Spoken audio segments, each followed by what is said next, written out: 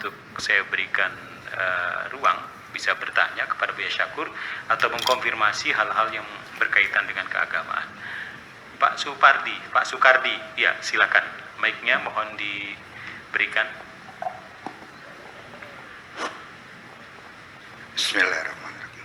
Assalamualaikum warahmatullahi wabarakatuh. Waalaikumsalam warahmatullahi wabarakatuh. Alhamdulillah. Ini depan pintu, Bu ya. Oh iya. Saya ya, di depan pintu. Alhamdulillah Bu ya, saat ini saya masih dalam keadaan sehat. Walaupun sudah tidak pernah hadir karena memang pengaruh COVID. Barangkali dua tahun, baru sekarang saya lagi. Dan mudah-mudahan Buya juga senantiasa selalu sehat, bisa membimbing kita untuk selama-lamanya. Saya Sukardi Buya ingin menyampaikan artinya mengenal hakikat Tuhan lewat tiga pendekatan. Memahami tentang hakikat Tuhan melalui tiga pendekatan. Pertama dengan pendekatan secara agama, kedua pendekatan secara filsafat, dan ketiga pendekatan secara saintis. Kita tahu bahwa pendekatan secara agama dengan suatu keyakinan bahwa alam semesta ini tercipta oleh Tuhan.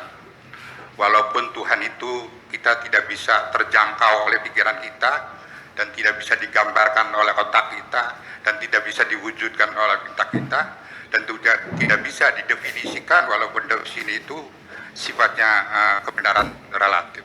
Itu barangkali memahami tentang hakikat Tuhan melalui kacamata agama. Dan untuk yang kedua, melalui hakikat memahami Tuhan dengan kacamata filsafat adalah kita tahu bahwa sifat-sifat Allah, sifat wajib Allah yang ada yang 20, ada yang 13. Sifat wajib Allah, ada malaikat, ada surga, ada lofil mahfud ala aras. Itu kan logika, itu kan persepsi dari pikiran-pikiran kita, atau asumsi daripada pikiran kita. Jadi kesannya untuk mengenal bahwa Tuhan itu, saya masih belum memahami seperti itu Bu ya. Dan yang ketiga, memahami dengan kacamata saintis, bahwa alam semesta ini katanya itu sudah tercipta dari 13 miliar tahun yang lalu dengan teori Big Bang, dengan ledakan besar sehingga terjadi planet-planet atau galaksi-galaksi. Di dalam galaksi-galaksi, planet-planet itu ada atom-atom. Dalam atom itu ada unsur atom, ada inti atomnya yang namanya proton, neutron, dan di dalam ruang-ruang itu juga ada energi, ada kemampuan, ada kekuatan. Tapi saintis juga tidak bisa mengungkapkan daripada jiwa kita yang ada dalam diri kita. Suatu contoh ketika saya keluar dari rumah Bu ya, ingin main dengan orang-orang. Suatu ketika saya rasa dalam batin kita ingin segera pulang, pengen rasa pulang, bahwa betul dari situ sudah ada yang nunggu. Nah, itulah barangkali saintis belum bisa menemukan jiwa kita. Nah, apa yang saya ungkapkan tadi begitu, hakikat daripada Tuhan itu sebetulnya itu adalah gaib atau realitas ya.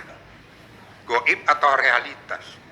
Dan juga apa yang saya sampaikan saya tadi melalui pendekatan-pendekatan itu, kemungkinan manusia terjadi mempunyai asumsi bahwa Tuhan itu adalah kesadaran, Tuhan itu adalah kemampuan, Tuhan itu adalah kehidupan, Tuhan itu adalah kesaktian, Tuhan itu dan lain-lain sebagainya. Artinya bahwa apa yang diucapkan bahwa manusia itu terproyeksi dalam pikiran kita Bu ya. Jangan-jangan Tuhan itu tercipta oleh kita. Itu bisa terjadi begitu Bu ya. Ini bisa disangka Bu ya. Nah, dan juga kembali barangkali kami ini sudah menjadi Tuhan gitu Bu ya. Nah, ini mohon penjelasan Bu ya. Terima kasih. Wassalamualaikum warahmatullahi wabarakatuh. Waalaikumsalam warahmatullahi wabarakatuh. Ini pertanyaan ini menjadi menggelitik juga ya. Tuhan itu materi atau konsep? Yang jadi masalah kan begini, Saya sampai sekarang belum bisa melihat materi sholat. Kayak apa sholat tuh? Warnanya kayak apa? Bentuknya bagaimana? Persegi empat atau lonjong atau oval? Warna seperti itu. Nggak pernah saya lihat. Yang saya lihat adalah orang yang sedang melakukan sholat. Sholatnya mana? Sholat itu konsep, nggak bisa dilihat. Tapi sholat ada nggak? Ada. Kapan kita melihatnya? Ketika ada orang sedang melakukan sholat. Nah, orang itu sedang melakukan sholat. Tuhan itu ada nggak? Ada. Mana buktinya? Inilah alam semesta yang bergerak ini, yang hidup ini, itulah namanya Tuhan itu. Apakah seperti itu? Tuhan sebagai konsep, ya, demokrasi. Kita berjuang bahkan berkorban dengan nyawa, dengan harta untuk melakukan demokrasi. Sekarang kita sudah setelah reformasi di Indonesia sudah berjalan pemerintahan yang sangat demokrasi. Ada pemilu yang jurdil, ya kan begitu. Ada anggota DPR dipilih, ada presiden, ada segala macam. Orang sudah bebas bikin partai, orang boleh bikin organisasi, orang bisa berekspresi, orang bisa demo. Itu kan gejala-gejala yang bisa kita pastikan bahwa di Indonesia ada demokrasi. Mana demokrasinya? Saya pengen lihat. Ya demokrasi mah nggak bisa dilihat. Demokrasi nggak bisa dicicipin. Demokrasi nggak bisa dipegang.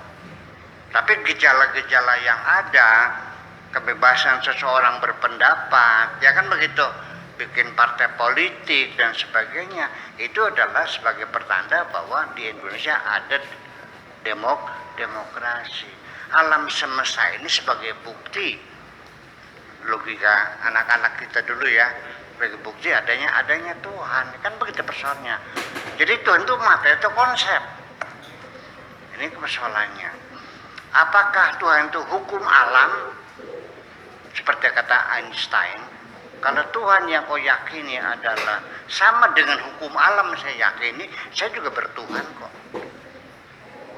Iya, bahwa besi apabila dipanaskan dia mengembang. Betul nggak? Apa saja kalau kita lemparkan pasti jatuhnya ke tanah. Itu hukum alam. Apakah seperti itu Tuhan itu sehukum alam yang berlaku itu? Nah, ini yang jadi persoalan adalah kita kembali bahwa nanti pada akhirnya saya ingin mengatakan bahwa untuk mengenal Tuhan bukan hanya 3 jalan. Saya sudah katakan kemarin 1001 jalan menuju Roma, 1001 jalan menuju Tuhan. Dengan kesenian kita bisa mengenal Tuhan. Dengan penderitaan, setelah kita menderita bertahun-tahun penyakit yang gak sembuh-sembuh, akhirnya ketemu dengan Tuhan, ya kan? Dengan apalagi ilmu pengetahuan, sains, teknologi, akhirnya kita terperang. Ya Allah, ternyata nggak ada apa-apanya dengan kekuasaan Tuhan ini. Tetap masih hebat ciptaan Tuhan daripada intelijen artifisial, kecerdasan buatan kita, komputer dan sebagainya, dan robot. Tetap otak pikiran manusia tetap hebat. Akhirnya juga kepada Tuhan, dengan filsafat juga sama, dengan premis-premisnya, dengan konklusinya, akhirnya menemukan Tuhan juga. Jadi ya bukan hanya 3 ya 1001 jalan menuju Tuhan. Banyak orang mengenal Tuhan setelah bangkrut usahanya. Setelah dicerai oleh suaminya kawin lagi, anaknya kena narkoba, rumahnya disita, habis semuanya. Akhirnya kambang kampul orang karuan. Akhirnya ke Sunan Gunung Jati saya beribadah siang dan malam. Ya baca Quran, nangis lagi, istighfar lagi, sholat lagi, baca Quran lagi, sampai berbulan-bulan.